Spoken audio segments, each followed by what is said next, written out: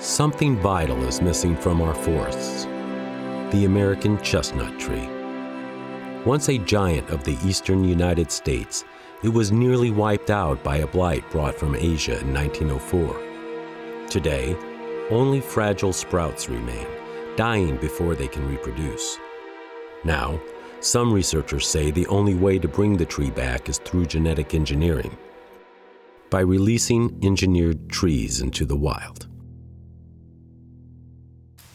Reports like this are common, but the truth is something very different.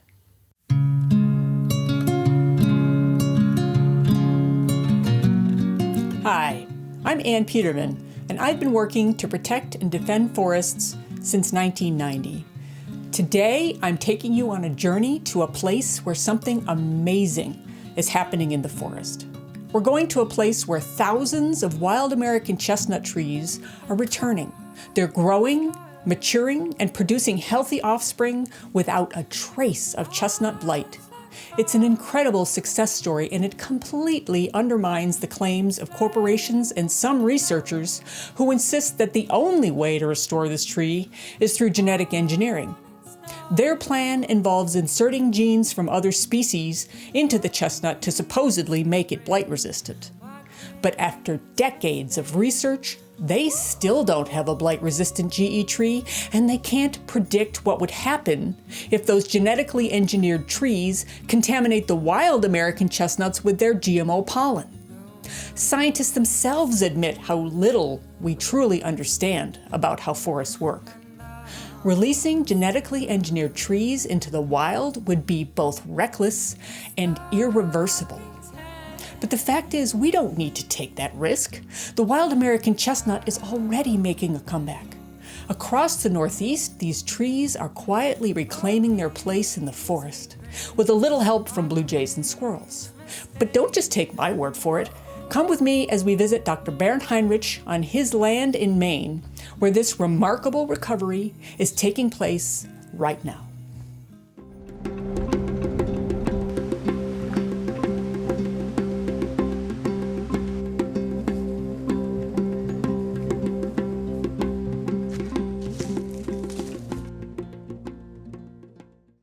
Yeah, well, you picked a really nice time. So you can look right here, and you're looking right at it, your big chestnut. Wow, that's a big chestnut one. there. Just a little idea. People who are watching this, who are you? Why should they care what your opinion is about chestnuts? Yeah, we came from Poland during the war and made it to Germany, and we lived in the forest there. And my father was a biologist, and he'd been all over the world collecting for museums,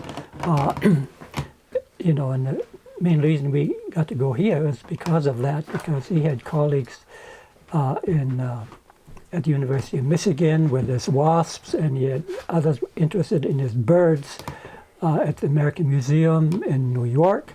And he had gone to Sulawesi, and he got this bird that they thought was extinct, and they really wanted to see it, and he happened to find it after a year, and so we had connections, and because of them we got here. So just one thing led to another, and then I made a house all by myself there with the logs, and then when I had the students come up here regularly, then I built this. Because you were a professor at University of Vermont, is that right? That's right. I had taken a job at the University of Vermont. I came home, for example, one Christmas vacation. I'd come home on Christmas vacations, and I was looking at Science, the journal, and I saw a job for sale in Vermont. I said, well, that's pretty close. And so I applied there, and they said, come here. And I drove over, and they gave me the job right there. So what were you a professor of? Biology. Biology. Yeah. And so you've had a love of nature your entire life, you'd say? I would say pretty close, as far as I can remember. Less than 5 years old, I would say. And you've written a number of books, is that correct? Somebody told me it's around 20, but haven't counted. And these are naturalist books? They're all biology, yeah. Biology. Yeah, yeah. Well, I mean, a year in the woods isn't really that much biology. It's more like experience. That was kind of a trial. So I took a sabbatical leave. I said, I'll try it for a year. Who knows, maybe I might want to stay here. And so I wanted to try what it was like to be out here. You brought some American chestnut trees up here a few decades ago. How many did you bring, and when was that? Approximately how many years ago? It was right after I came here and built the cabin. I don't think it had even been totally built yet. So I think that was around 1980. Okay, so about 40 years ago. 40 years ago. Yeah. And this was all field here. And I said, well, if I'm going to live here, I might as well, all this open area, I might as well plant some apple trees or pears or whatever. And so I looked into a little catalog, yeah. And they had, all of that. And I got some apple trees and pear trees and they're basically all gone. But they also had chestnut trees. I says, that's very odd. Chestnuts shouldn't be here. They had the blight and they won't grow. But they were cheap. And I said, well, I'll buy a few and just see what the hell of it. And so I ordered them. And I was still part of the time in Vermont. With Rachel, and so I planted some of them there, and I planted some of them here, and they all grown, and not a sign of blight. Not a sign of blight. Not a sign of wow. blight. Yeah, not a sign. That's incredible. There have been there's been no blight here, and there's thousands of trees. Thousands? Yeah. Thousands of trees. Thousands. Wow. I mean, but most of them are little. You look around, you can't grow chestnut in there, but you see some green along the edges, and wherever there's light, there are chestnut trees, and they're all planted by the blue jays, except the alleyway here. I deliberately dug some up and planted an alleyway because along the road, yeah, to shade it, and also as a remembrance of a home in Poland, where we famously had a whole alley of trees. They were of the European chestnuts, what they call them, different species. Yeah. The brown ones. I don't know. Yeah, the European chestnuts. Yeah. So I thought of that and says, well, I'll plant some along here.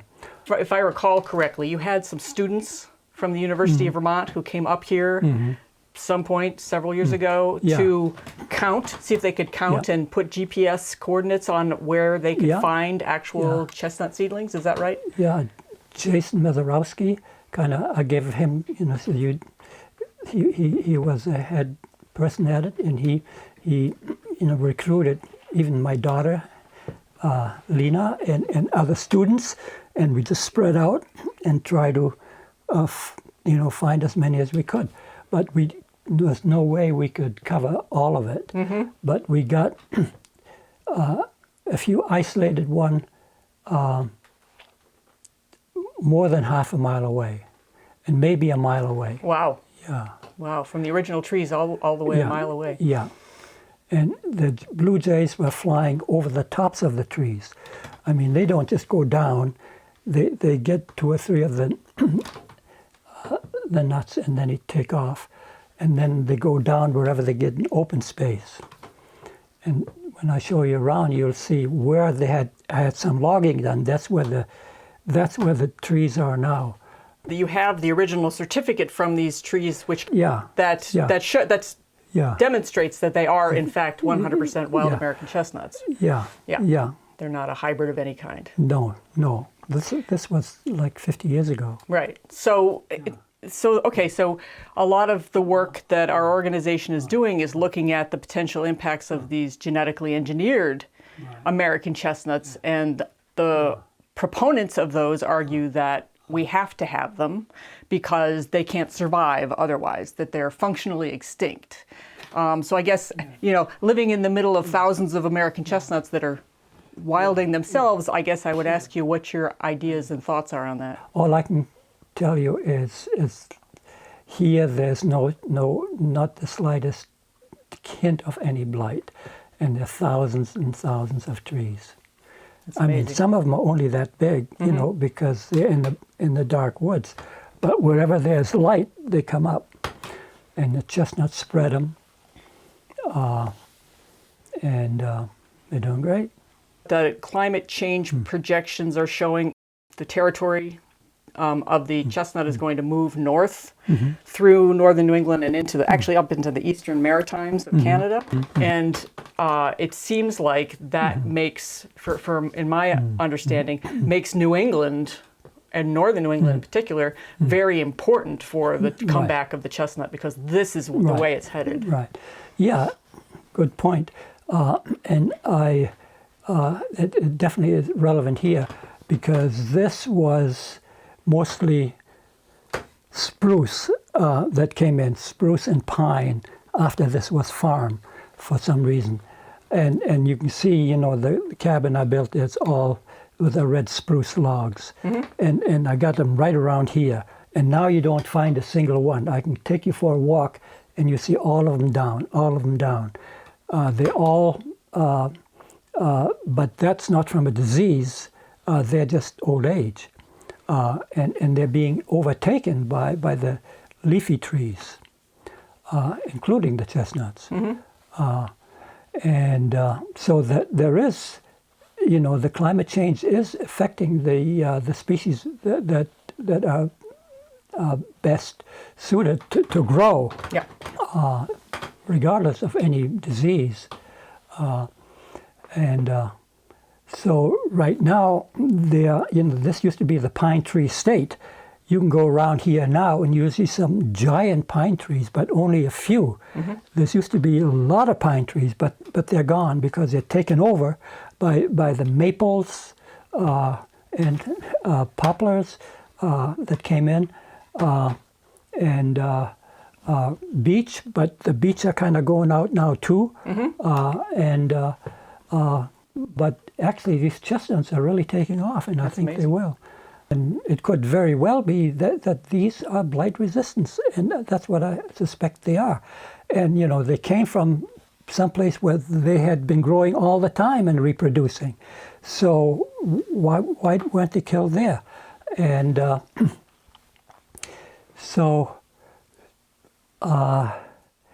I don't know, you know, what might be associated. I can't believe that there's just one gene that is affected. Yeah, there must be more going on than just one gene that knocks out this one fungus. Yeah, exactly. Yeah. Okay. So now we can go look at some trees.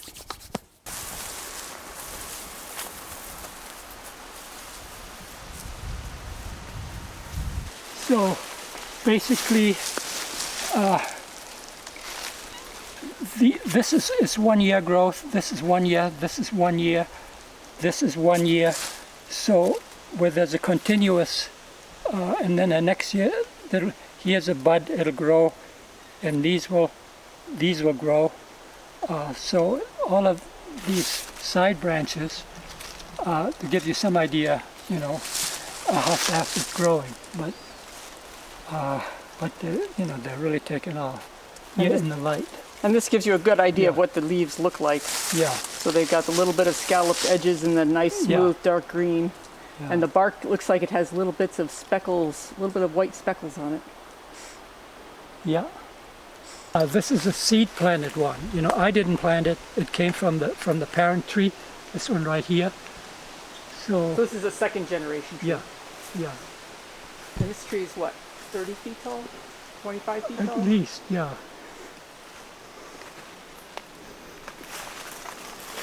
That sounds good to me. So this tree, how old would you guess it is, being about, whatever it is, 20 feet tall or so? 15. 15 years? Yeah.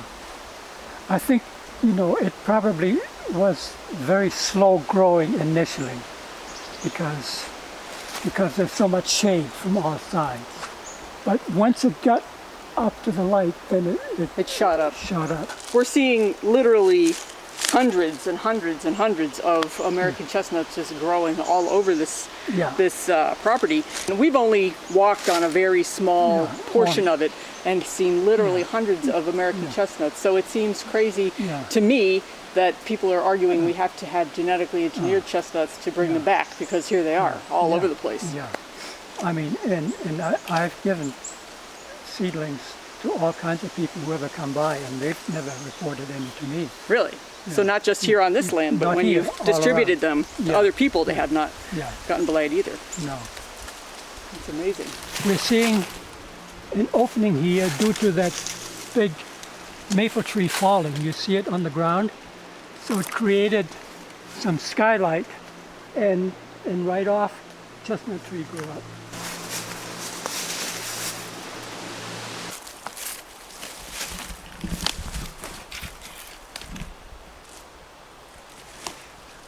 So this one is one of the original ones that you planted 45 years ago. Yeah. And it is, wow. Yeah, it is huge. These two, These two. So you planted 4, 2 were killed by porcupines, these 2 survived. Yeah. And they are, and now we can see all over the ground near them. There are just dozens of small chestnut trees. And then we saw in the woods behind your house literally hundreds of small chestnut trees growing all over the place. Yeah, there's no way we could have counted them all. Yeah. And you said that that's because of blue jays and squirrels that are planting them, not you, but blue jays and squirrels. The only ones planted are along the alleyway up to the cabin door. Yeah. That's amazing. Except, like I did say, I planted these 2, And if we look at the bark on these trees, you can clearly see there's not a sign of blight. No sign of blight at all. No. If you cut the trees around them, then they'll go up. And how many, these chestnuts, how many burrs, how many seeds do they put out in a year? Well, take a look down here. So here are a couple of burrs from last year. But here, these are the male catkins. And it's just covered, it's just one layer of them. And I counted the burrs here last year, and I collected them all and counted them. I think I had something like 4,000, I think it was. I climbed up on that tree over there. You can see through it, the baby one, right through there. Yep. You can see the birds at the top. See them right there? Oh yeah. So there, the ground is covered with the male part of the flowering apparatus. So can you show us the offspring of these? Here you see a red oak. Very different bark. And here you see chestnut.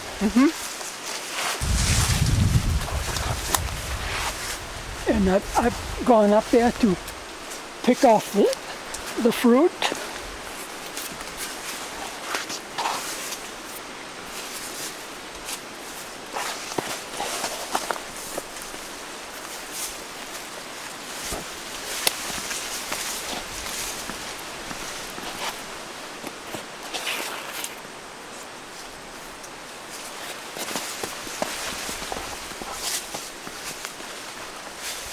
Bernd just threw this this chestnut burr down from the top of the tree.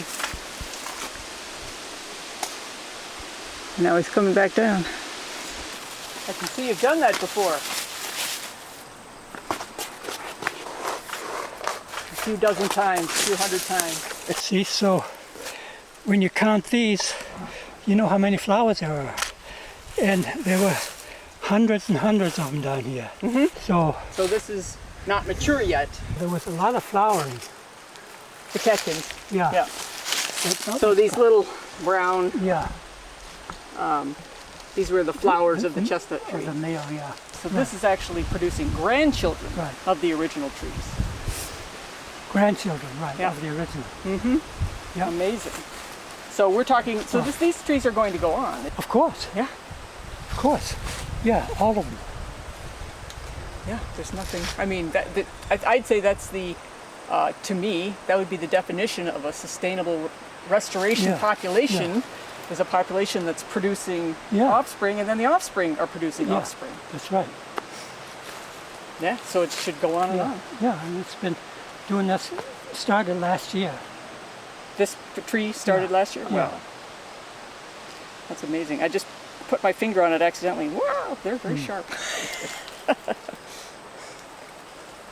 Yeah, and it really took off. I mean, it just loaded with flowers. Wow.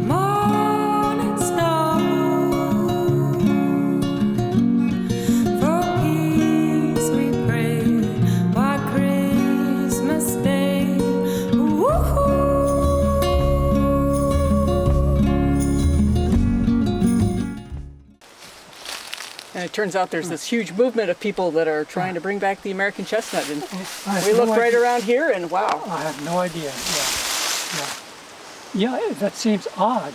If there is such a movement that they haven't come here and just checked out. Here we are. Yeah, Here we are. Here are some of us.